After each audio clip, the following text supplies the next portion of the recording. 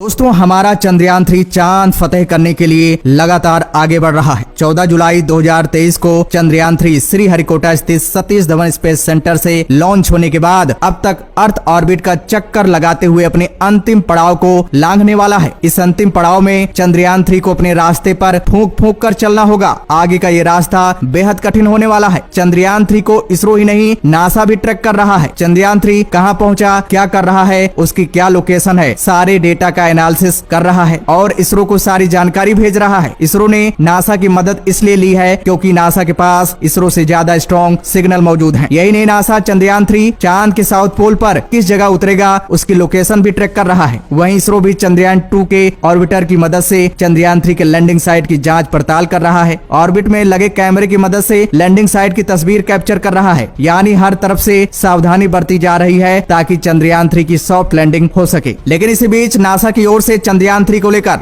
बड़ी खबर आ रही है, जिसे सुनने के बाद इसरो हैरान है। आखिर चंद्रयान 3 जहां उतरेगा वहां नासा को क्या दिख गया है, उस जगह को लेकर नासा क्यों डर रहा है, नासा चंद्रयान 3 को उस जगह पर उतारने के लिए इसरो को क्यों मना कर रहा है। दोस्तों आगे वीडियो में जानेंगे, उससे पहले जान लेते हैं कि नासा चंद्रयान 3 में इतना इंटरेस्ट क्यों दिखा रहा है। जहां अपने मिशन में किसी की दखल अंदाजी उसे बर्दाश्त नहीं है, किसी को अपना डाटा शेयर नहीं करता है, तो फिर भारत के सामने कैसे झुक गया है। दोस्तों बता दें, नासा को चंद्रयान 3 का डेटा चाहिए, इसी लालच में इसरो की मदद कर रहा है क्योंकि इसरो चांद के उस गहरे रहस्य पर से पर्दा उठाने वाला है जो अभी तक किसी ने नहीं किया। चांद के साउथ पोल तक पहुंचने के लिए अभी तक कोई हिम्मत नहीं जुटा पाया है। इसी जगह पर 2 साल बाद यानी 2025 में नासा इंसान को उतारने वाला है। लेकिन सबसे बड़ी मुसीबत है कि नासा को इस जगह के बारे में आज तक नहीं पता है। कोई अनहोनी न हो जाए, इसलिए चंद्रयान 3 का डेटा नासा के लिए किसी वरदान से कम नहीं है। इसलिए नासा भी ईश्वर से प्रार्थना कर रहा है कि चंद्रयान 3 100% सफल हो जाए। चीन भी चंद्रयान 3 के लिए ईश्वर से प्रार्थना कर रहा है, लेकिन उल्टा,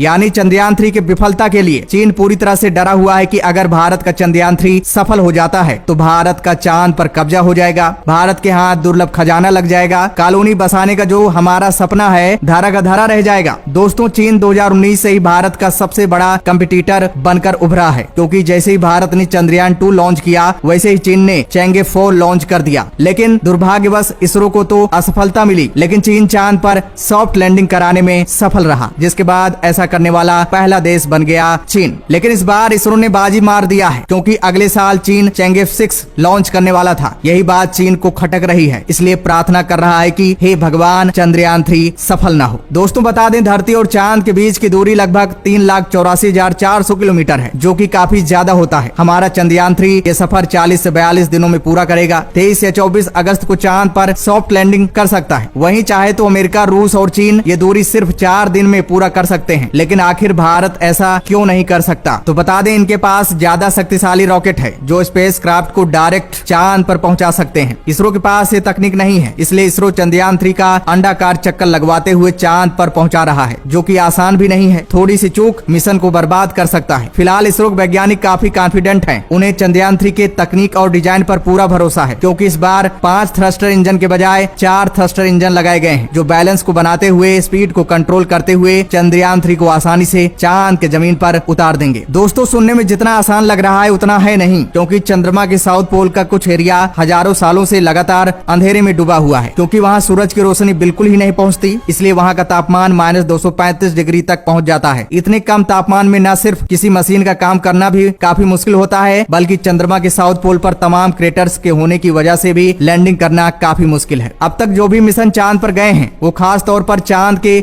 नॉर्थ पोल पर या उसके आसपास के एरिया में पहुंचे हैं। चांद का साउथ पोल अपने आप में एक रहस्य है और न जाने कितने राज अपने सीने में दबाए हुए हैं। वैज्ञानिकों को लगता है कि चंद्रमा के दोनों ध्रुवों पर वाटर आइस या बर्फ मौजूद है। इससे पहले चंद्रयान 1 की जानबूझकर चंद्रमा के साउथ पोल पर क्रैश लैंडिंग कराई गई थी, जिससे वहाँ पानी की मौजूदगी के कुछ प्रमाण मिले थे। नासा ने भी अपने सोलर ऑर्बिट के जरिए इस तरह के साक्ष्य प्राप्त किए हैं। अब चंद्रयान 3 के जरिए चंद्रमा पर पानी मौजूद होने के प्रत्यक्ष प्रमाण जुटाए जा सकेंगे। क्योंकि साउथ पोल का तापमान काफी कम रहता है, इसलिए यहाँ पर मौजूद पानी वाटर आइस के रूप में होगा। अगर चंद्रमा पर मौजूद पानी का हम उपयोग कर पाते हैं तो वहाँ कॉलोनी बसाना भी आसान हो जाएगा। साथ ही साथ हाइड्रोजन भी मिलने की वजह से फ्यूल बनाया जा सकेगा और स्पेस एक्सप्लोरेशन काफी सस्ता हो जाएगा। चंद्रमा के साउथ पोल पर तापमान काफी कम है, इसलिए अरबों सालों से यहाँ की मिट्टी या पत्थरों के बीच जो कुछ भी मौजूद होगा वो वैसा का वैसा ही होगा। इसमें किसी तरह का कोई बदलाव नहीं आया आया होगा, क्योंकि सौर मंडल में मौजूद सभी पिंडों यानी कि ग्रहों और उपग्रहों का निर्माण एक ही प्रक्रिया से और एक साथ ही हुआ था। इसलिए अगर यहाँ की मिट्टी का हम अध्ययन करते हैं तो हमें सौर मंडल की उत्पत्ति के बारे में पता लग सकता है। साउथ पोल एटकेन बेसिन चांद पर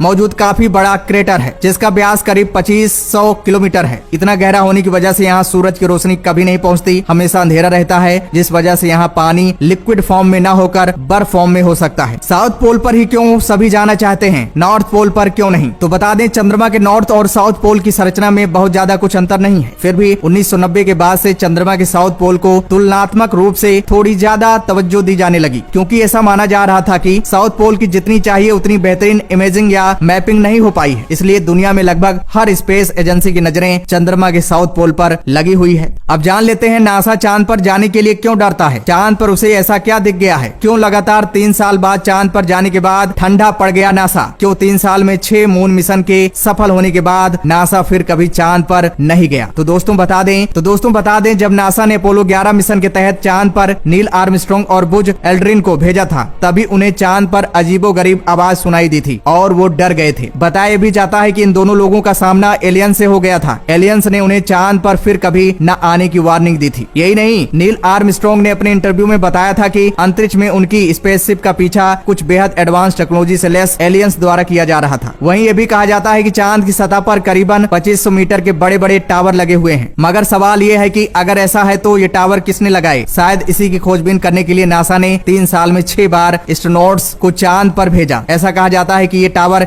एलियंस द्वारा चांद पर कई सालों पहले लगाए गए थे ताकि वो पृथ्वी पर नजर बनाए रख सके। वैसे तो चांद पर एलियंस के होने की पुष्टि नासा द्वारा नहीं की गई है, लेकिन अगर चांद पर एलियंस नहीं है तो फिर क्यों नासा ने लगातार 3 सालों तक 6 मून मिशन दिए और फिर 1972 के बाद से आज तक किसी भी एस्ट्रोनॉट को चांद पर नहीं भेजा? क्यों चांद से लौटने के बाद एस्ट्रोनॉट्स के चेहरे उतरे हुए थे, जबकि उनके अंदर एक नए अनुभव को जीने की खुशी होनी चाहिए? तो दोस्तों, इसके बारे में आपका क्या कहना है, कमेंट में जरूर बताइएगा। फिलहाल दोस्तों, चंद्रयान 3 के सफल लैंडिंग के लिए हमें ईश्वर से प्रार्थना करना चाहिए। तो दोस्तों, जय हिंद, जय